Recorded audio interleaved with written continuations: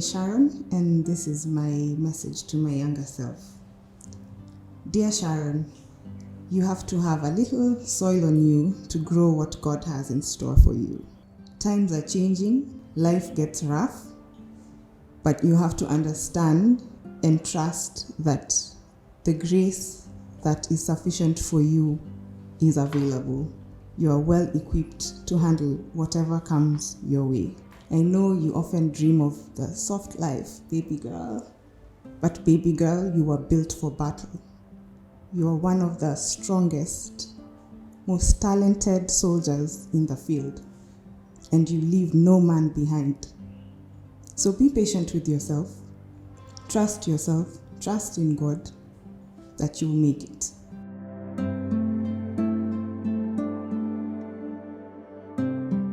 Hey Ed. Hello, Bosha. How are you? I'm good. This morning, I am. Yeah, I'm last good, I fine. saw you was last year? Last year. It was an event. Was it? I think it was when we were at the store. Store was the first time. Then second time was, I don't know, it was an event. Oh, New Year's. Crazy. This New Year, actually. At the train station. Yes, that one. Yes, So now yes. The last time I remember was when we were at the shop and you were doing the art for Boxmania. The Boxmania. You're like, let me come in and do one for Safiri, and I've never forgotten. So I'm just waiting to move to like a new nice shop, and then I can call you in to do the art for there. So for those guys watching at home, if you don't know who Ed is, he is a mural artist and an illustrator. Yes. As well. Yes. And we are now on season 4, episode 34. You're the 34th episode. Okay. And out of all these episodes, we've only gotten 2 handwritten letters. So the first one was in season 1, Winnie Okoth. She's a fitness instructor. So were you planning to type it on later, or do you just prefer to, handwrite your thoughts? I love handwriting my thoughts in everything I do, especially, actually, my schedule, sketching, I just love writing or drawing. Yeah. So I was like, okay, a letter to my younger self. I don't think in the past we were with phones, but touch screens. So I was like, okay, let me write a letter. Let me keep it old school. Okay, so before we get into it, you can go ahead and read your letter. Hi, Sheki. So I can explain Sheki. Sheki was the name I was given when I was 12, and it comes from Wainaina. Wainaina means shake. So most people in school and at home used to call me Sheki, till now. So let me start. Hi, Sheki. The young me at 13. How are you? I know life is really down bad. Hopeless, I can say. Mom passed, and she was the love of our life. That woman would move mountains for Kim, my brother, and I. That struggle will pay years to come. You got this. At 13, I know you're going through puberty and dealing with 844 stress and focusing on our art, bored with boarding, and majorly handling two families, because divorce. Oh, and last one takes a cake. Death of a beloved one. For me, current me, it's crazy and inspiring how young me is handling all this. Young me is keeping our shit together. Younger me, you've seen heartbreak and struggle from a young age, and it didn't break you. Go Sheki. Lastly, my advice to you, I'm so proud of you. Actually, not even advice. I'm proud of you. Despite all the struggle, you really did the thing. You fought all the way. You're in a better place in the future, Sheki. So you start your letter with 13? Yes. Year-old Sheki. Yes. And you say that right now you're in shambles.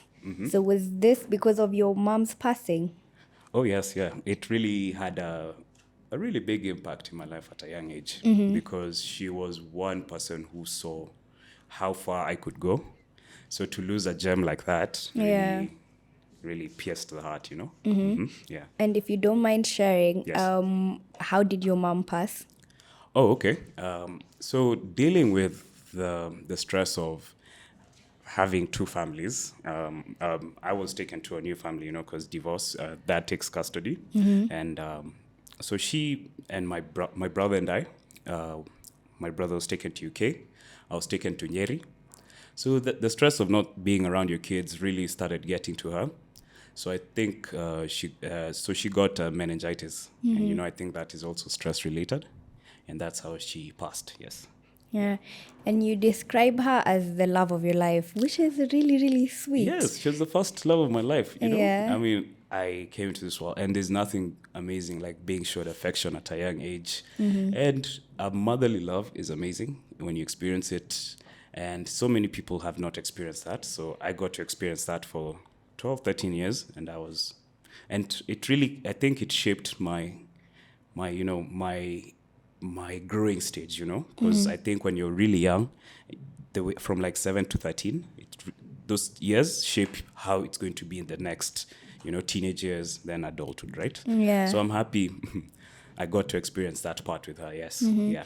And you also say that she would move mountains for you if she could. My God, Yeah. yes. Wow. Being in Nyeri, so my mom now, she went to stay with my grandmother in Buru. So, and I'm all the way in the other side of the world. I'm in Nyeri. Yeah. So she would try and I'm in a boarding. I went to boarding in class 6. So she'd try and come every 2 weeks. With a matatu, I was like, Yeah. are you not tired? Are you not, how are you? She's like, she would never show me that she's struggling. But I could kind of see it, but then she'd come and be like, how are you? No, Yeah. just happy. Like, she'll go back and you're like, I'll worry about tomorrow. So I saw like she would move mountains, and then she would come with art supplies and everything. So that she made me not see the bad side of life until now when I started growing older. I was like, oh, okay, this was happening. And mom used to go through this, So I was like, wow, damn, taught me a lot. Yeah, it's really crazy how our parents really protect us from a lot. That you grow up thinking, everything is fine. Everything is fine until when you grow older, you're like, and then now it's always the mom's side of the mom's side, the shosho, the aunties, your uncles. Now they start telling you things when you're older. Yeah. And you're like, what? And So a lot was hidden, but then it was really, when you grow older, you're like, okay, this is why it was hidden, because it would have messed everything, with my mental, And you also talk about the struggle that is tattooed on your hand. Yes. I noticed you have several of them. So which tattoo specifically, and what did it teach you? I think all of them. All of them. All of them except this one. This one I just got it because of vibes. Yeah. All of them. I think this was one of my coping mechanisms, right? I was like, okay, mom's gone. Yeah. What was she teaching me? Then it started. 1. I was like, okay. 2, 3, 4. So my shows used to tell me, chora mwili yote. Look like those toilet walls in schools. Yeah. Kaa kama hizo ukuta shuleni. So I was like, okay, I got inspired to do more, and all of them have meanings. I can give you 2 or 3 right now. So one over here is from Kendrick's song, Be Humble, because my mom taught me that. But now as I grow, I'm like, hey, don't be humble. As we keep on growing, don't be humble. This one is an arrow. It's like an arrow. I've never seen an arrow in life go backwards. So in life, keep moving forward. Then this one is a song by John Bellion. It's called The Hand of God. And that song, I heard it one time when I was drawing. Then have you ever heard a song and it feels like it's talking about your life? Yeah. You're like, are you in the room with me? So. Yeah. But at the end of the song, it's a beautiful song. I'll make you listen to it. It's he says, your whole life is in the hand of God. And that time, I think I was like going through grief, and I was like, okay, you got me? Okay, sawa. Yeah. So I started getting more of them. I was like, okay, let me just put meaning to them. That's really cool. I just have a baby elephant. Because they're cute. Elephants are my favorite animal, by the way. Yeah, me too. For real. I Nice. love elephants so much. Why do you love them? Because they're so which is a bit ironical, but they're so huge and majestic, and it's like I could crush you, but I'm choosing not to. Good. So, yeah. And one thing about them is their memory. Yeah. I don't know if you remember this story about this lady who, I don't know what she did to the elephants. Yeah, then the elephant came back. It found her. It looked for her 3 times. Yeah, it's the Jungle Book where they say elephant never forget. Exactly. Yeah, so yeah. Anyways, so you said as you grow up, you've learned, maybe don't be too humble. Yes. So why do you say that? I think when you start off, probably now in any career, I think so. You're like, oh, let me be humble, and I started getting blessings when focusing on my art, Then I was like, okay, learning in this space about, especially as a freelancer, how to price your art and everything. So someone told me, why are you undervaluing yourself, Yeah. Sometimes don't be humble, you know your worth, So I started learning, pole too. Yes, be humble in other areas, but I think sometimes be a boss, And okay, what would you say about grief right now that you maybe didn't know when you were that 12, 13, that might have helped you at that time? What I know about grief right now is that, it never goes. That's the hardest truth or take. But I think when you're around people who love you, it looks like a small thing now. You don't think about it too much. Yeah. Now, apart from grief, Yes. young you was also going through a bunch of other things. Yes. So you say that you were handling 2 families. Yes. So this means that your parents were divorced, yeah? Yep. And first of all, how did this affect you before your mom's passing and after? Okay. When 2 kids are fighting, let's say Chamamata Baba, and you guys are holding the teddy bear, and it's a baby, and mine. So yeah, that's what, and it was me and my brother, because me and my brother together, we were a vibe. And so now the parents were like, who's going to keep these kids, It's me. No, it's me, So seeing that at a young age, you're like, see, you guys just resolve your problems. But they'd already said, no, we can't come back together, So we had to now cope with that or adapt, Yeah. How about after? How did it make things a bit more difficult? Oh, there's a lot. I can mention, let me say 2. In the sense of, first we didn't know.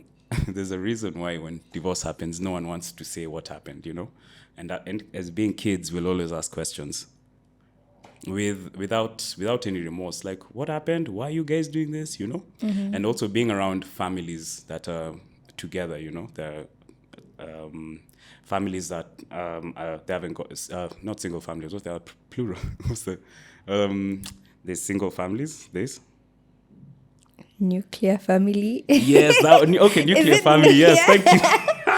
My social studies is good. Yeah, so nuclear families that are still intact. It used to feel I used to feel some type of way, or me and my brother, when you see like a happy family and you're like, damn, Yeah.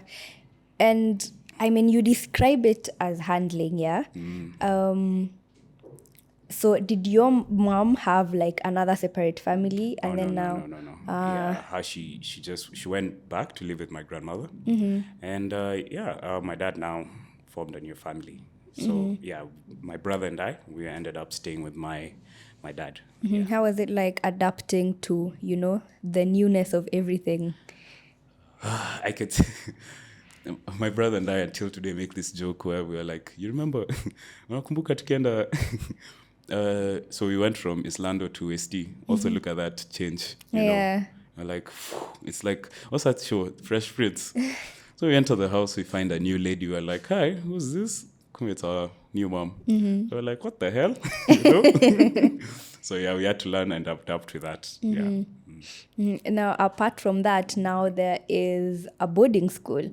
And I mean, for a child, adapting into boarding school can be difficult. Now, add grief plus a new blended family. Yeah, how was boarding school? Sometimes even my mom used to look at me and be like, sometimes I think you're too old for your age. Like, she used to look at me and like, why are you not stressing about these things? I'm like, hey, now what do I do, you know?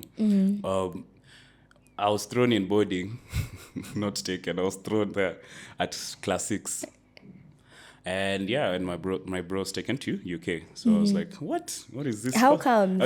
One. And two, I was like, okay, nikaambiwa, because of money. I was like, okay. Who was older? My brother.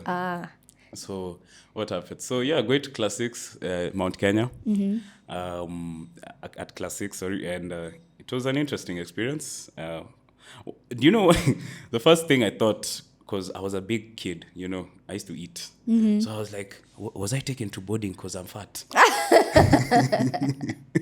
I literally thought I was taken because I was too big. Yeah, so after let's say 4 or 5 months in boarding, I lost weight. I was looking so slim.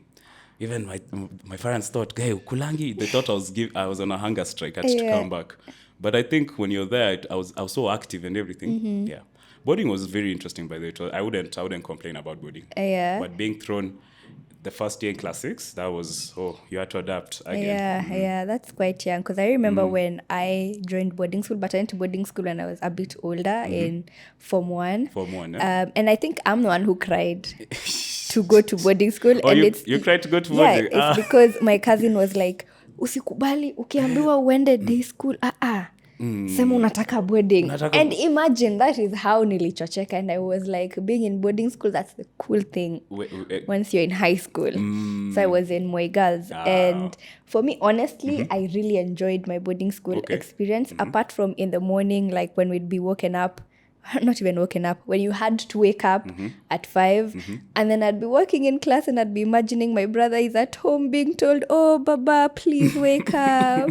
He goes downstairs, oh, sausage, toast. And that's the time I used to be like, what am I doing here? Oh, and as you wake up to in the morning? Yeah. What are you waking up to? Like breakfast? Just bread. Just bread. And you adapt. Yeah. just bread. Yeah, that's what I was also imagining, like my small sister. I'm like, it's okay, From class 6 especially, so I was like, okay.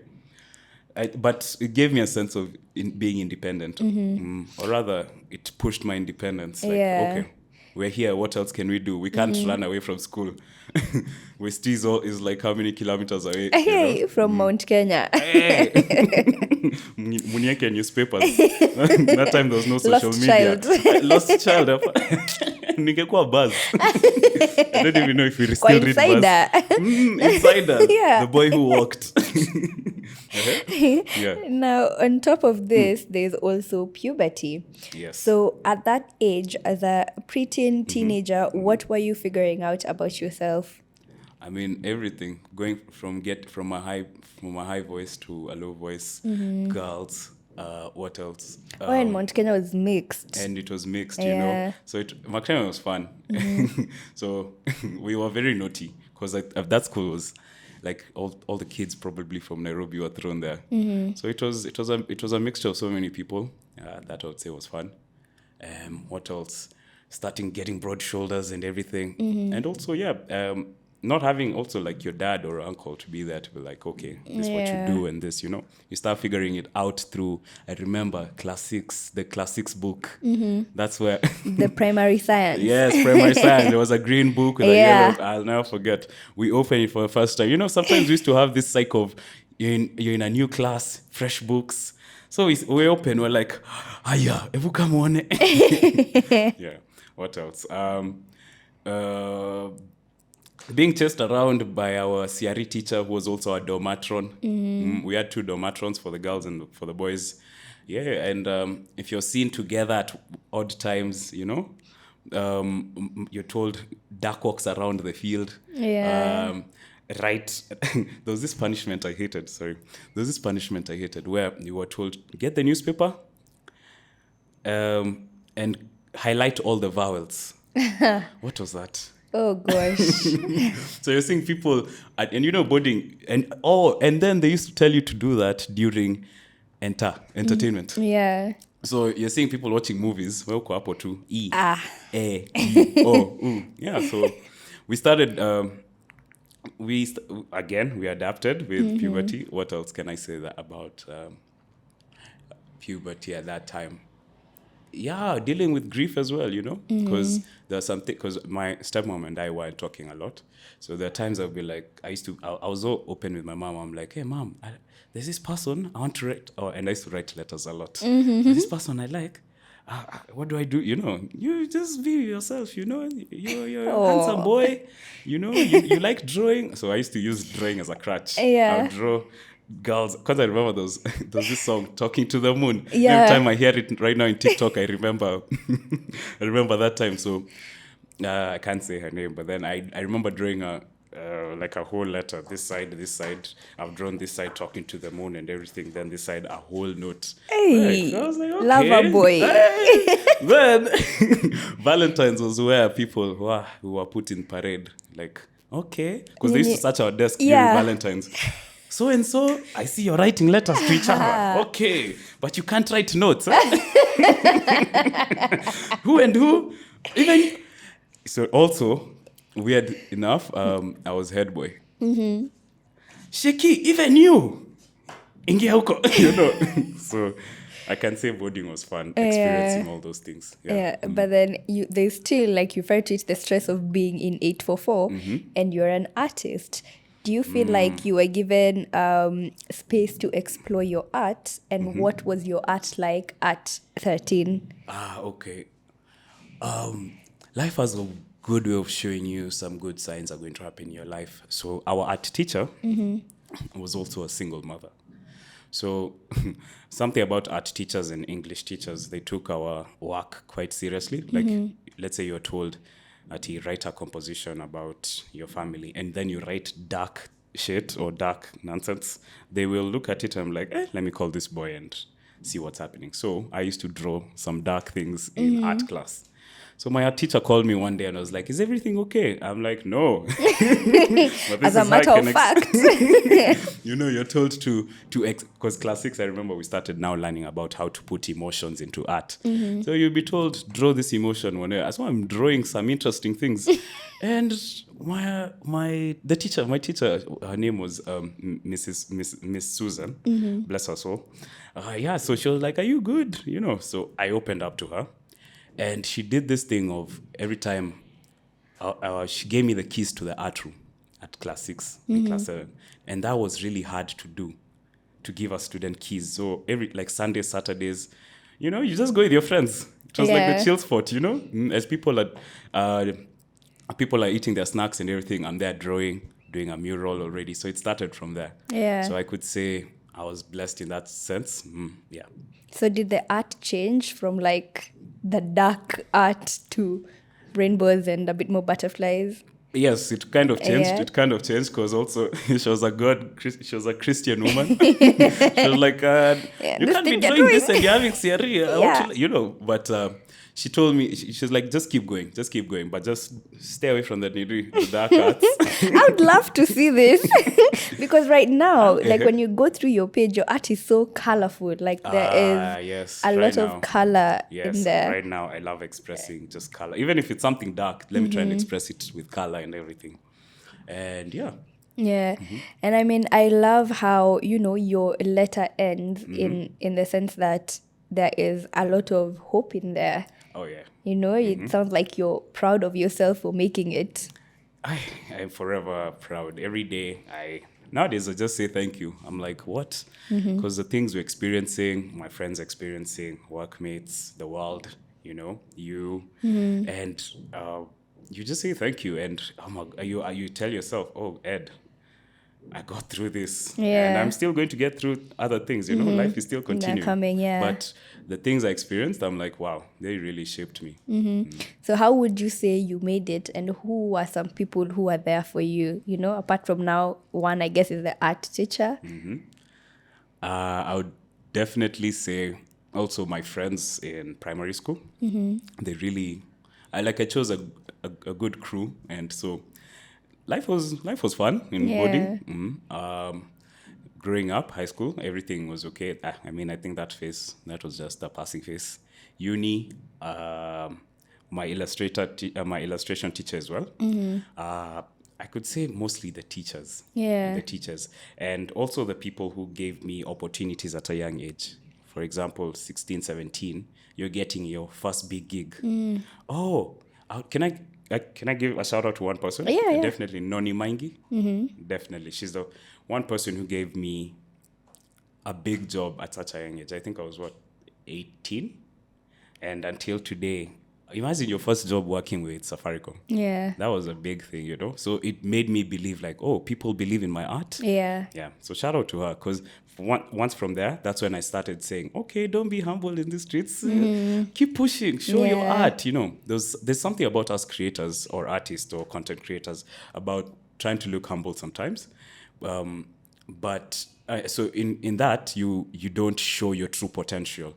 You know, you're keeping yourself small. That's what I used to do. I'm like, my potential is this big, but I'm like this, so that I don't stir the pot around others. Others don't see me like a threat. But then as I keep growing, I'm like, this life is short, you know. And let me everything. show what I can do, you know. There's so many people in this world who want to see what you're doing. So every idea I have, whether small, whether big, I try to do it. Okay. Yeah.